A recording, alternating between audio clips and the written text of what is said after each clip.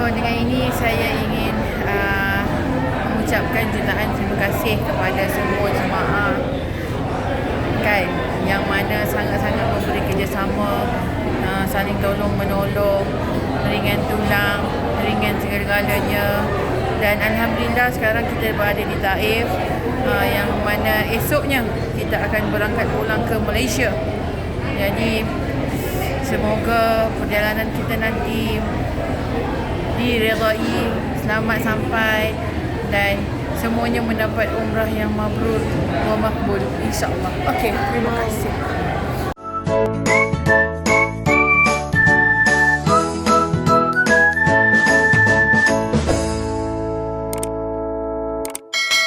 Nanti kamu akan dikira telah bermusuh atau telah mengkhianati kaummu sendiri, katanya. Kemudian Abu Jahil ini cakap kepada Rasulullah SAW, wahai Muhammad, sesungguhnya aku takut nanti aku dikira mengkhianati agama nenek moyangku. Maka Abu Talib ini meninggal dunia dalam keadaan kafir, ya.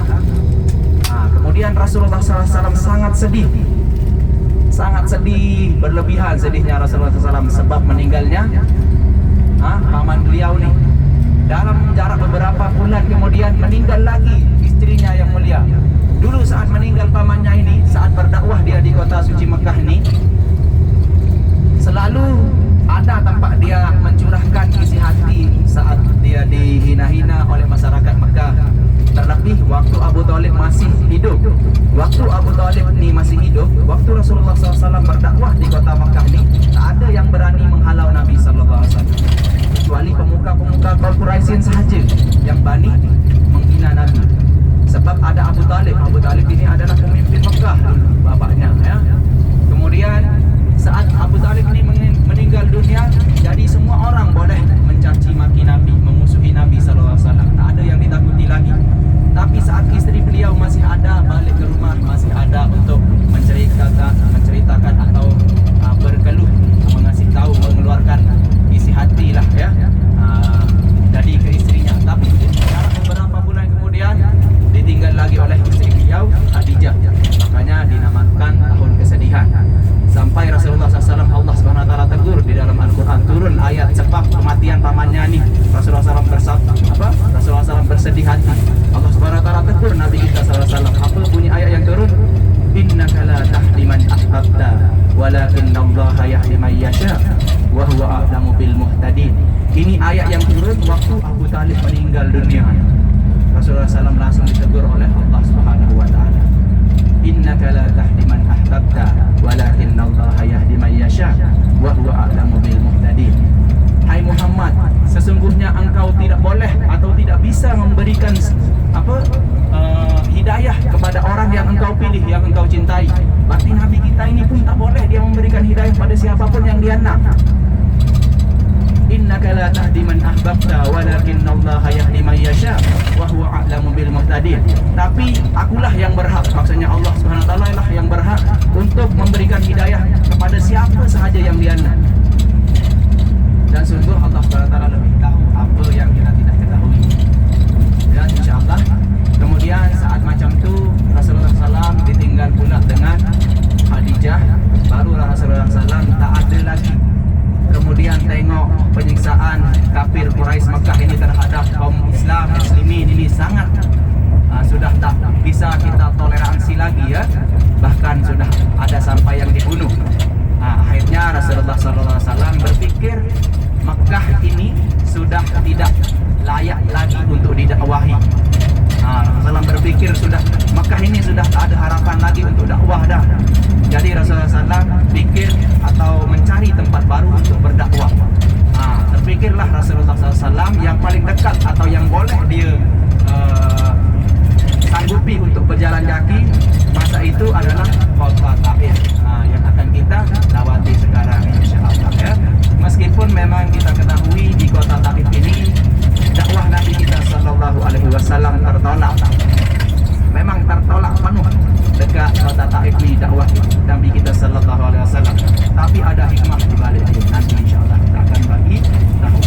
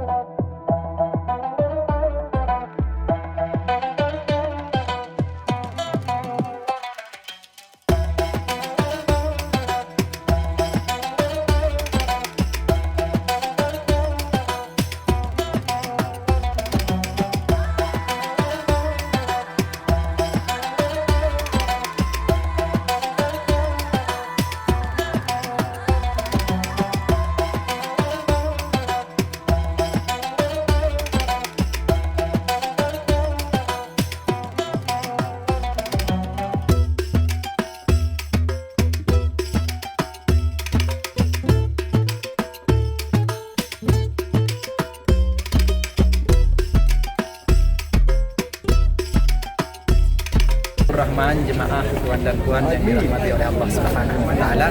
Jadi ini masjid dinamakan Masjid Ibnu Abbas atau anaknya Abdullah bin Abbas sebab di sini ada makam dia Ibnu Abbas ni yang bertembok besar ni lah. Ni tembok dia. Ni makamnya ni. Yang besar tembok dia.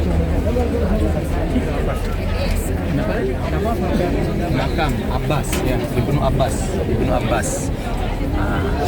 Kemudian Ibnu Abbas ini adalah saudara sepupunya Nabi sallallahu alaihi wasallam atau sekalian sahabat Nabi sallallahu alaihi wasallam.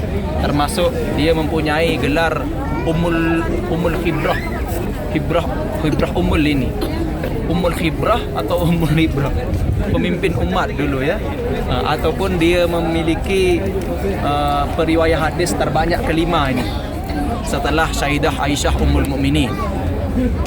Dia pun menjadi ulama kaum muslimin dulu ya.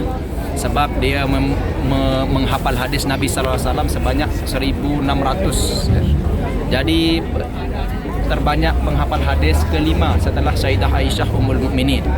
Dia juga pernah didoakan oleh Rasulullah SAW dulu ini, Abbas ini, supaya dia menjadi orang yang pintar, ahli kitab dan tekun di agamanya Allah Subhanahu wa taala. Makanya dia menjadi ladang ilmu.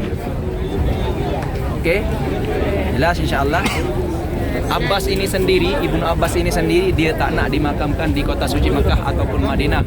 Sebab dia berpikir, dia berprasangka dirinya ini tak pantas untuk dimakamkan di kota suci yang dua itu. Padahal dia adalah kaum ulamanya kaum muslimin dulu. Allahu Akbar. Dia minta dimakamkan di kota Taif ni. Jelas? Okey, kalau nak solat kat sini sama macam solat kan biasalah, tapi semoga dengan menziarahi makam sahabat Nabi sallallahu alaihi wasallam ini kita mendapat barokahnya insya-Allah ya. Jelas? Okey ya.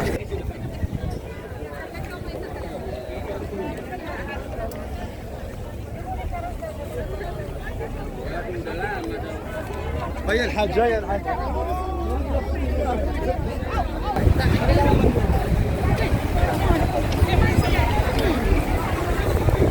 Hi. Ibu. Hi.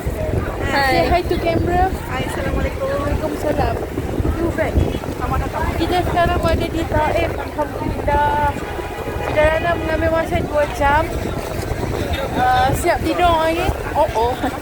Alhamdulillah dah sampai. Lepas tu kita akan ke checkpoint seterusnya tau. Tapi sebelum tu kita ambil dah gambar kenang-kenangan di sini di Abdullah bin Abbas.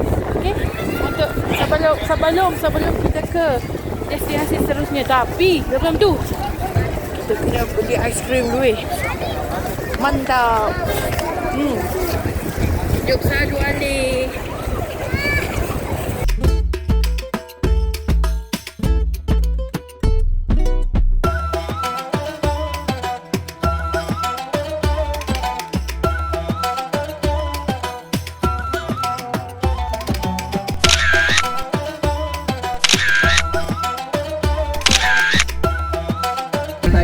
Rahman, jemaah tuan dan puan yang dirahmati oleh Allah Subhanahu wa taala, yang buat dengan batu inilah ya.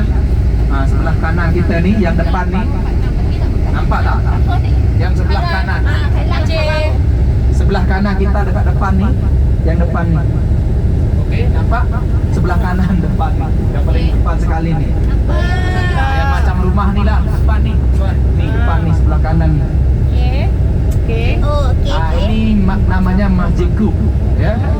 Masjid Kub atau Masjid Siku. Masjid Siku.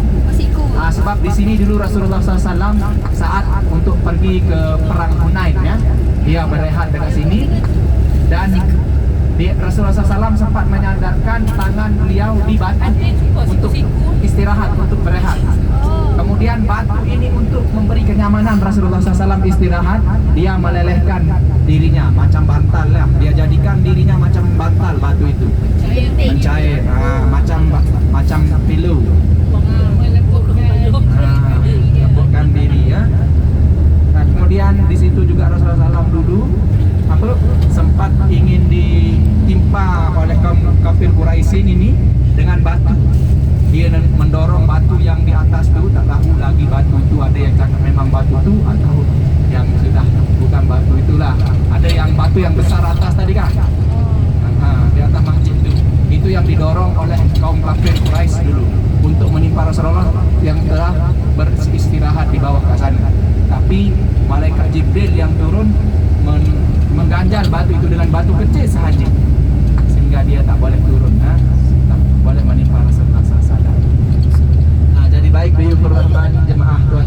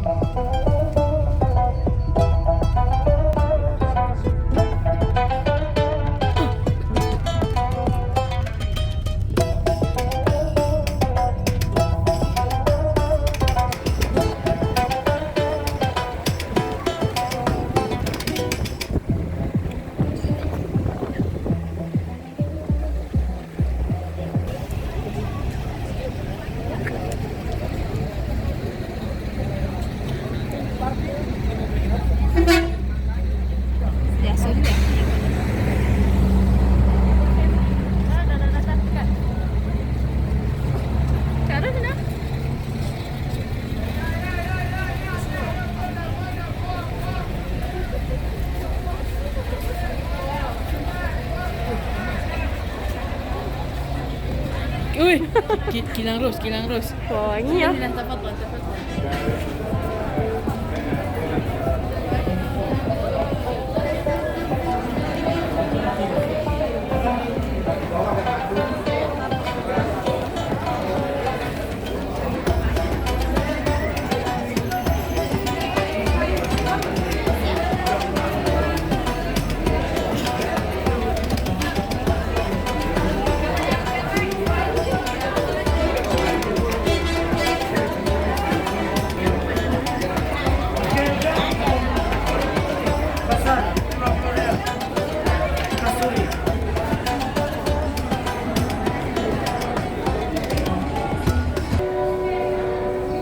Bismillahirrahmanirrahim. Alhamdulillahirabbil alamin.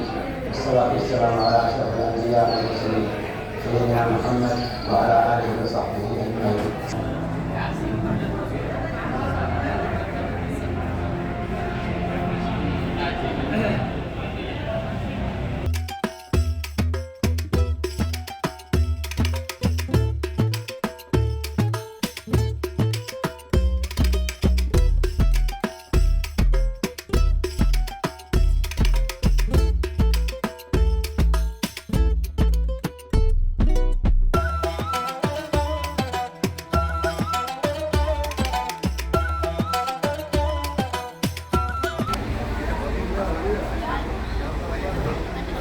Cikgu tadi bakso apa?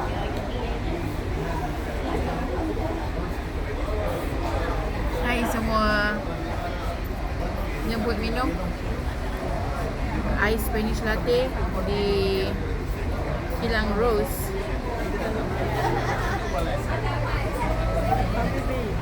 Ya, Habibi, come to Habibi, come to Taif.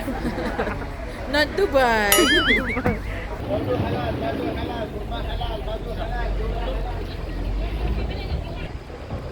Bukan Sakura ke tu?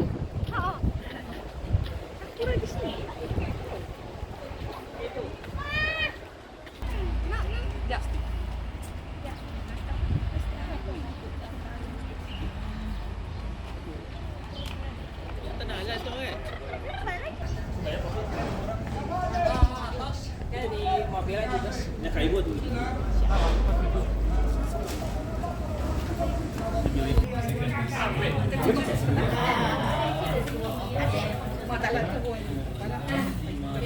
Pun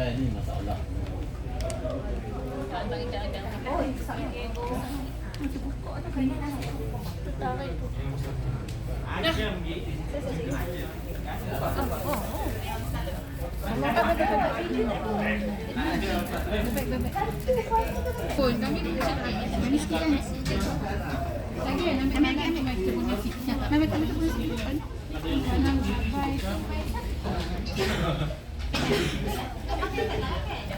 Untuk dia dia. Sampah. Buang tu capek. Alam capek semua. Bismillahirrahmanirrahim.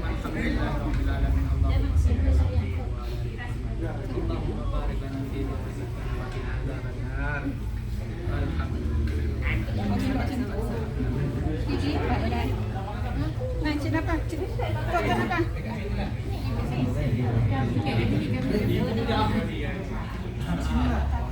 Nak tahu apa ni? Bagi ke nasi.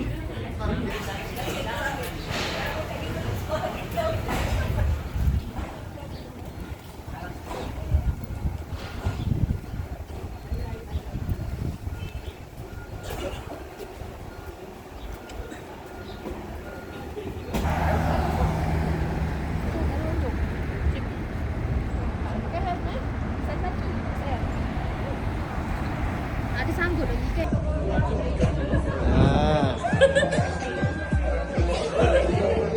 Okey kan? Tak gaya kan? Okey. Okey,